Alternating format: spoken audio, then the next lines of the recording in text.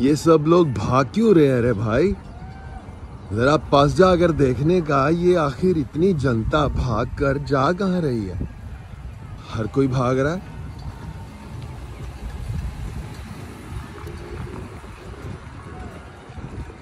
तो आ गए हम बहुत पास अब देखने के लिए कि आखिर ये माजरा क्या है।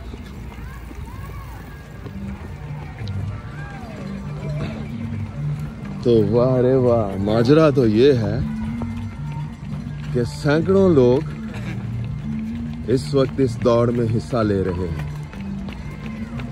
और देखिए, जितने भी लोग इसमें पार्टिसिपेट कर रहे हैं उन सबके चेहरे पर एक अज़्म है और वो ऐसे दिखाई दे रहे हैं जैसे कि वो ही इस रेस को जीतेंगे। तो खैर, सुबह सुबह एक सरप्राइज मिला। बाहर निकला तो बाहर निकलते ही मैराथन हो रही है जनाब।